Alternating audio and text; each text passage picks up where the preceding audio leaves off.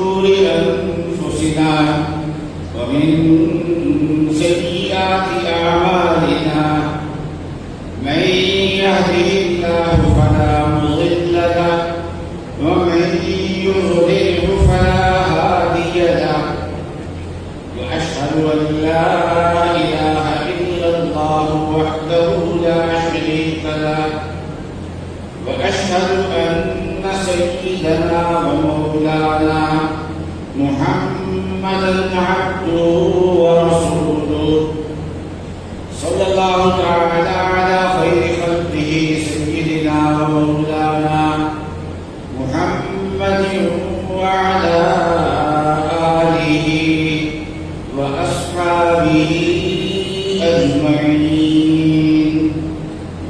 اللهم صل على سيدنا ومولانا محمد وعلى آل سيدنا ومولانا محمد وبارك وسلم صلاة وسلاما كثيرا كثيرا. مولاي صل وسلم دائما أبدا على حبيبك خير الخلق كلهم. أما بعد، ابھی گزشتہ دن حج کے دن گزرے ہیں اور نبی اکرم صلی اللہ علیہ وسلم کا جو آخری حج تھا وہ بہت اہمیت کا حامل تھا. عام طور پہ یہ کہہ دیا جاتا ہے کہ آقا صلی اللہ علیہ وسلم نے ایک حج کیا.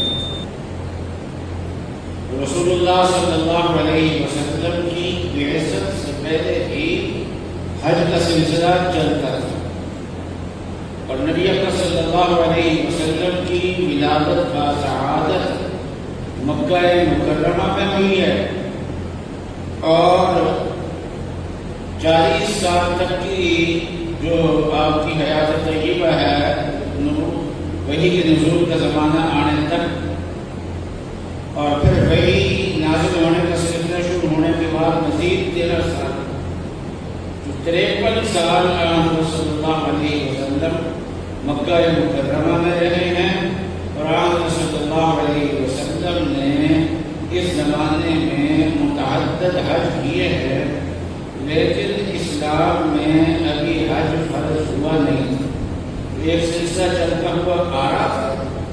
اسی طریقے سے آقا صلی اللہ علیہ وسلم نے بھی حج کیے ہیں اور مینا میں آقا صلی اللہ علیہ وسلم باہر سے آنے والے حاجیوں کو دین اسلام کی دعوت دیا. ہجرت کے بعد پھر سن 9 ہجری میں حج فرض ہوا ہے لیکن رسول اللہ صلی اللہ علیہ وسلم سن 9 ہجری میں حج کے لیے تشریف نہیں لی. ویسے تو حکم یہی ہے کہ جب حج فرض ہو انسان جلدی حج کرے. اس سال حج فرض ہوا ہے، اگر اس سال حج نہ کیا تو آئندہ سال نہ جانے کیا حالات ہو. اس سال حج فرض ہوا ہے اور حج ہو رہا ہے 12 لاکھ میں اور آئندہ سال آئے تو ہماری کرنسی اور ڈاؤن ہو جائے اور حج ہو جائے 18 لاکھ میں. یہ امکانات ہوتے ہیں. پھر آئندہ حج کے لیے جا نہیں سکتے یا زندگی ہی ساتھ نہ دے. آئندہ سال انسان زندہ ہی نہ رہے، اس لیے حج انسان کو جلدی کر لینا چاہیے. لیکن رسول اللہ صلی اللہ علیہ وسلم خود حج کے لیے تشریف نہیں لے گئے اس لیے کہ اس کی کئی وجوہ ہو سکتی ہیں. ایک وجہ یہ بھی ہو سکتی ہے کہ ابھی مشرکین مکے سے نکلے نہیں. بلکہ سن 9 ہجری کا جو حج ہے، اس حج سے تقریباً 1.25 سال پہلے مکہ فتح ہو گیا، اور جو مسلمان اپنی خوشی سے ہونا چاہتے تھے وہ مسلمان ہو بھی گئے تھے، اور جو مسلمان نہیں ہونا چاہتے تھے ان پہ کوئی جبر نہیں تھا۔ پھر سن 9 ہجری کے حج میں اللہ تعالیٰ نے پیغام بھیجا، قرآن پاک کی آیات نازل ہوئی، اور یہ آیات لے کے حضرت علی رضی اللہ تعالیٰ عنہ مکہ مکرمہ میں پہنچے، تو وہاں یہ بتا دیا گیا کہ اب غیر مسلموں کا یہاں رہنے کی اجازت نہیں ہے، 4 مہینے کی مہلت ہے، ان 4 مہینوں میں سوچ لے یا تو اسلام قبول کر لیں یا جزیرۃ العرب چھوڑ کے چلے جائیں، تو اب مزید 4 مہینے کی ان کو مہلت دے دی۔ لیکن سن 9 ہجری کے حج میں آن صلی اللہ علیہ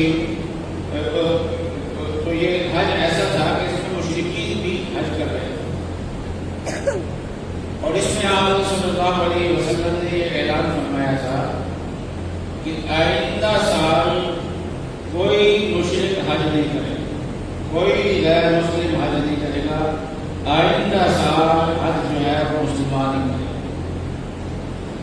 ایسے ماحول میں آپ صلی اللہ علیہ وسلم شاید حج کے لیے تشریف نہیں جانا چاہتے تھے، جن میں مسلمان اور غیر مسلم دونوں قسم کے لوگ حج کر رہے ہوں۔ حضرت ابوبکر صدیق کو حاجیوں کا امیر بنا کے آن صلی اللہ علیہ وسلم نے بھیجا۔ امیر الحاج حضرت ابوبکر صدیق۔ پھر آن صلی اللہ علیہ وسلم کو وحی کے ذریعے سے یہ بھی اطمینان تھا کہ اگر اس سال حج نہیں کیا تو آئندہ زندگی ملے گی اور آئندہ حج کروں گا۔ پھر رسول اللہ صلی اللہ علیہ وسلم نے 9 ذی الحجہ کو حج کرنے کی بجائے 10 ذی الحجہ کو حج کیا، تو اس میں 1 سال درمیان میں مل گیا، جس میں مسلمانوں کو اطلاعات مل گئی کہ آئندہ سال رسول اللہ صلی اللہ علیہ وسلم حج فرمائیں گے۔ دنیا بھر میں جہاں مسلمان تھے ان کو آن صلی اللہ علیہ وسلم کی معیت میں حج کرنے کا موقع ملا، تو آن صلی اللہ علیہ وسلم نے سن 10 ہجری میں حج کیا ہے، اور اس حج کو حجۃ الوداع کہتے تھے، یعنی رخصتی کا حج۔ اور اس حج کے دوران آن صلی اللہ علیہ وسلم نے فرما دیا تھا کہ مجھ سے حج کے مناسب سیکھ، اور شاید آئندہ تم مجھے اس جگہ نہ دے۔ یہ حجۃ الوداع آن صلی اللہ علیہ وسلم نے سن 10 ہجری میں کیا ہے، تو ہر حج فرض ہونے کے بعد جو حج ہے وہ آپ نے ایک کیا، اور ویسے زندگی میں بہت سارے حج کیے۔ ایک حج کا خطبہ تو معروف ہی ہے، جو عرفات کے میدان میں ہوتا ہے، اور اس حج کے خطبے کی ایک بڑی شہرت ہوتی ہے، اور دنیا بھر میں اس کو سنا جاتا ہے، اور اس خطبے کے ترجمے کیے جاتے ہیں۔ تو رسول اللہ صلی اللہ علیہ وسلم کا جو خطبہ تھا وہ صرف 9 ذی الحجہ کو نہیں تھا، اس کے علاوہ بھی آپ کا خطبہ تھا۔ چنانچہ 10 ذی الحجہ کو آن صلی اللہ علیہ وسلم رمی کے لیے یعنی کنکریاں مارنے کے لیے تشریف لائے، اور 10 جو کنکریاں جہاں ماری جاتی ہیں تو وہاں 3 جمرات ہیں، پہلا جمرات، دوسرا جمرات، تیسرا جمرات۔ تو 10 ذی الحجہ کو تیسرے جمرے کی رمی ہوتی ہے، پہلے 2 کی نہیں ہوتی۔ وہاں صلی اللہ علیہ وسلم رمی کے لیے تشریف لائے، اور اونٹنی کے سوار ہو کے تشریف لائے تاکہ سب کو نظر آئے۔ اور آپ نے رمی فرمائی ہے، اور اس وقت بہت سارے لوگ جمع ہو گئے موقع سے فائدہ اٹھا کے، اور آپ صلی اللہ علیہ وسلم نے بھی اس موقع سے فائدہ اٹھا کے یہاں خطبہ بھی ارشاد فرمایا، رمی جمرات کی رمی کے ساتھ، جمرات عقبہ کی رمی کے ساتھ خطبہ بھی آپ صلی اللہ، یہ یوم النحر کا خطبہ ہے۔ یہ خطبہ آئندہ مسلمانوں نے اس کو مسنون نہیں سمجھا، اس لیے اس خطبے کا رواج نہیں ہے، لیکن اس وقت مسلمان جمع ہو گئے تھے، قرآن صلی اللہ علیہ وسلم نے اس موقع سے فائدہ اٹھا کے ان کو ہدایات دی ہیں۔ یہ بھی خطبہ آن صلی اللہ علیہ وسلم کا ہے۔ اور پھر مینا کی جو مسجد ہے اس میں بھی آن صلی اللہ علیہ وسلم نے خطبہ ارشاد کیا۔ حجۃ الوداع کے خطبے کو عام طور پہ آخری خطبہ کہہ دیا جاتا ہے، نہیں، آن صلی اللہ علیہ وسلم اس کے بعد مدینہ تشریف لے گئے ہیں، مدینہ کے راستے میں بھی آپ نے خطبہ ارشاد فرمایا ہے، پھر مدینہ پہنچ کے بھی 12 ربیع الاول تک رسول اللہ صلی اللہ علیہ وسلم نے خطبات ارشاد فرمائے ہیں۔ تو یہ حجۃ الوداع کا جو خطبہ ہے یہ آخری خطبہ نہیں ہے، اور حجۃ الوداع کا خطبہ کوئی ایک خطبہ نہیں ہے، بلکہ متعدد موقعوں پہ آن صلی اللہ علیہ وسلم نے متعدد خطبات ارشاد فرمائے ہیں۔ اور آن صلی اللہ علیہ وسلم چونکہ اللہ تبارک و تعالیٰ کے آخری نبی ہیں، اس لیے آپ کی ہر تعلیم قیامت تک کے لیے، لیکن یہ موقع ایسا تھا کہ آن صلی اللہ علیہ وسلم مسلمانوں کو رخصت کر رہے ہیں، کیونکہ اس کے بعد یہ سارے مسلمانوں میں اب جمع نہیں ہونا، جو مدینے کے ہیں وہ مدینے میں جائیں گے، وفات تک وہ رہے ساتھ، لیکن اس کے علاوہ جو دوسری جگہوں سے آئے ہوئے لوگ ہیں، یمن سے آئے ہوئے لوگ ہیں، عراق سے آئے ہوئے لوگ ہیں، اور شام سے آئے ہوئے لوگ ہیں، یہ ان لوگوں کو پھر دوبارہ موقع ملنا نہیں تھا۔ قرآن صلی اللہ علیہ وسلم کے اس موقع کے ارشادات ہیں، یہ امت کے لیے اہم ترین وصیت ہے، اس لیے یہ وصیتیں عام مسلمانوں کو بھی ہیں، اور یہ وصیتیں مردوں کو بھی ہیں، یہ وصیتیں عورتوں کے لیے بھی ہیں، یہ وصیتیں حکمرانوں کے لیے بھی ہیں، یہ وصیتیں رعایا کے لیے اور عوام الناس کے لیے، سب کے لیے آپ صلی اللہ علیہ وسلم نے اس موقع پہ ہدایات جاری فرمائی ہیں۔ تو سوچا کہ چند ایک نکات جو آپ صلی اللہ علیہ وسلم نے ارشاد فرمایا بہت سارے، تو چند ایک نکات اس مختصر وقت میں آپ کے سامنے عرض کر دوں۔ وہ ایک نکتہ یہ ہے کہ رسول اللہ صلی اللہ علیہ وسلم نے حقوق العباد کا خیال رکھنے کی بڑی پرزور تاکید کی۔ ویسے تو آپ بغیر تاکید کے بھی کوئی بات ارشاد فرما دیں، بلکہ اشارہ ہی فرما دیں، ہمارے لیے وہ بہت بڑی بات ہے۔ پھر آپ صلی اللہ علیہ وسلم بڑی تاکید کے ساتھ بات ارشاد ہے، یہ امت کے لیے یہ اس چیز کا مقام ہے کہ اس نصیحت پہ عمل کرنے میں جان بھی چاہتی ہو تو چلی جائے، لیکن رسول اللہ صلی اللہ علیہ وسلم کی بتائی ہوئی نصیحت پہ عمل انشاءاللہ ضرور کرو۔ یہ 10 حج کو آپ صلی اللہ علیہ وسلم نے مینا میں جو خطبہ ارشاد کرا، جبرے یہاں آپ کو کریے ہمارے یہاں، اب تو وہ پول پڑے ہوئے نا اونچی جگہ ہے، لیکن اس وقت وہ برابر جگہ تھا، کوئی پول وغیرہ پڑے ہوئے نہیں تھے اس زمانے کے اندر۔ اچھا، آپ صلی اللہ علیہ وسلم ایک تو لوگ بہت ویسے جمع ہو گئے تھے، سامنے آ گئے تھے تو انہوں نے براہ راست آپ صلی اللہ علیہ وسلم کے سامنے بیٹھ کے یا سامنے کھڑے ہو کے انہوں نے آپ کا خطبہ سماعت کروایا، اور کتابوں میں لکھا ہے کہ آپ صلی اللہ علیہ وسلم کی آواز اللہ تبارک و تعالیٰ کی طرف سے اتنی اونچی تھی اور کہ یہ معجزہ تھا کہ پورے بنا میں آپ کی آواز جا رہی تھی، اور جو لوگ خیموں میں تھے ان تک بھی آپ صلی اللہ علیہ وسلم کی آواز موجود تھی۔ آپ صلی اللہ علیہ وسلم جو بات ارشاد فرمانا چاہتے تھے اس کی اہمیت کو اجاگر کرنے کے لیے آپ صلی اللہ علیہ وسلم نے ایسے چند سوالات مجمع سے سوال کیا۔ ایک سوال یہ کیا کہ آج کون سا دن ہے؟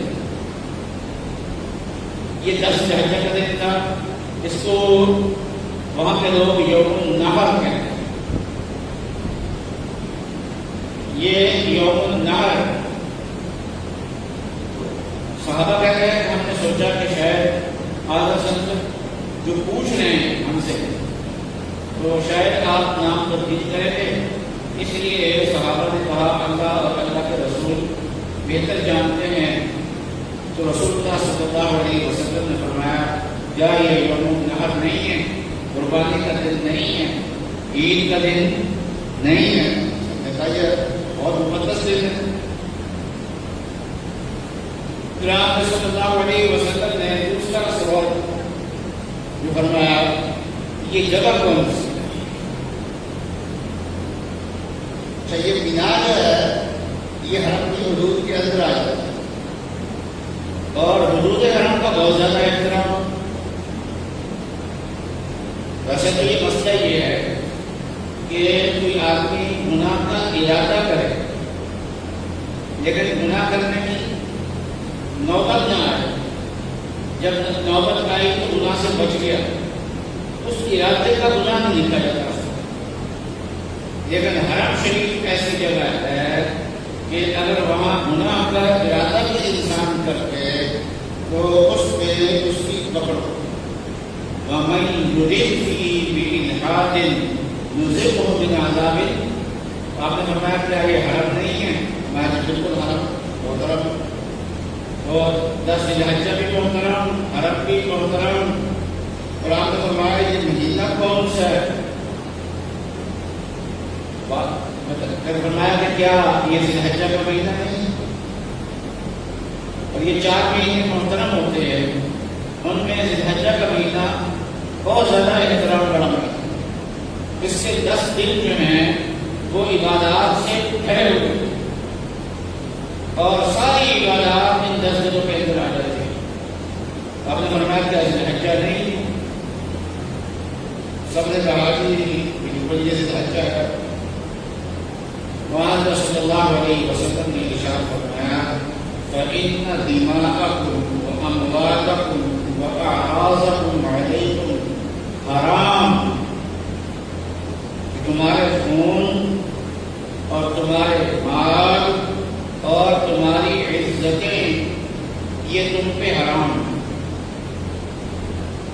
کتنی حرام؟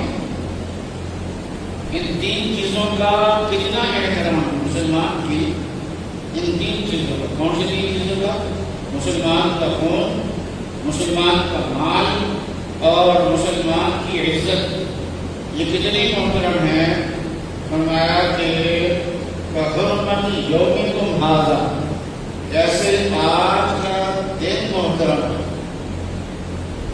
اور فرمایا کہ فی بلدکم ھذا، کہ جیسے یہ شہر یعنی مکہ اور حدود حرم یہ محترم ہے، فی بلدکم ھذا فی شہرکم ھذا، جیسے یہ مہینہ محترم ہے۔ ان 3 چیزوں کے احترام کو جمع کر لیا جائے تو مسلمان کے خون کا احترام اور اس کی عزت کا احترام اور اس کی مال کا احترام یہ ان تمام احتراموں سے بڑھ کے آج کسی کا مال کھا لینے میں ہم سمجھتے نہیں، اور کسی کا خون بہا دینا یہ بہت معمولی بات ہے۔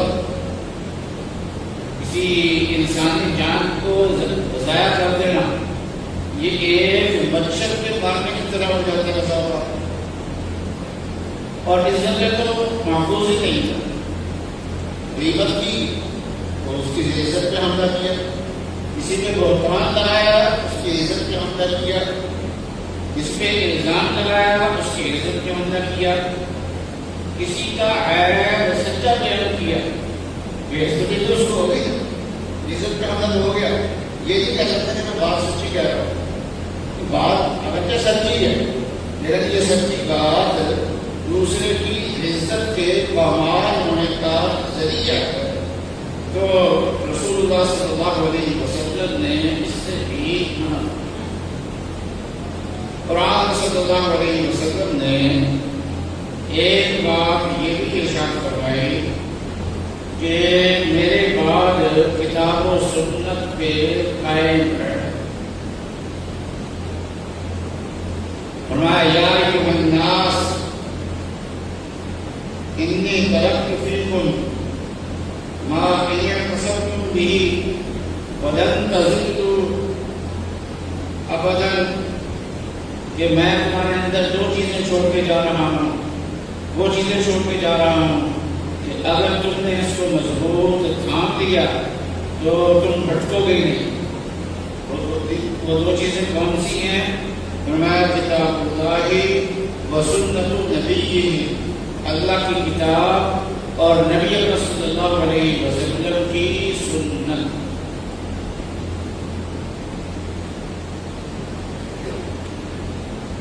اس موقع پہ آن صلی اللہ علیہ وسلم نے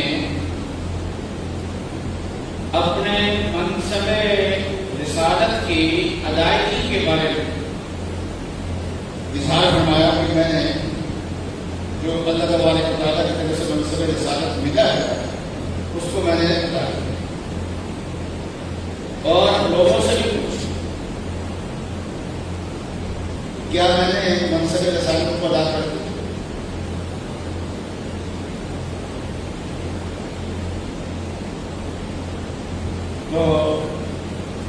اور لوگوں کو پھر یہ بھی کہا کہ میرے گواہ بن جاؤ، اور کہیں اللہ سے بھی عرض کیا کہ اللہ یہ میرے گواہ ہیں، ان کی گواہی کو آپ قبول کرو۔ فرمایا کہ میں اللہ کا جو پیغام لے کے آیا تھا تو کیا میں نے اللہ کا پیغام تم تک پہنچا دیا؟ سب نے بالاتفاق یہ کہا کہ جی ہاں، آپ نے اللہ کا پیغام پہنچا دیا، قد بلغت الرسالۃ، آپ نے اللہ کا پیغام پہنچا دیا، وأديت الأمانة، اور امانت کی ادائیگی کا حق ادا کر دیا، ونصحت الأمة، اور آپ نے امت کی خیر خواہی کا حق ادا کر دیا۔ اب آپ صلی اللہ علیہ وسلم کے سامنے عرفات کے میدان میں 1,40,000 کا مجمع تھا۔ رسول اللہ صلی اللہ علیہ وسلم نے فرمایا کہ یہ گواہ ہو گئے، اس چیز کے گواہ بن جو، سب نے کہا ہم گواہ ہیں کہ آپ نے رسالت کا حق ادا کر دیا ہے، ہر بات آپ نے پہنچا۔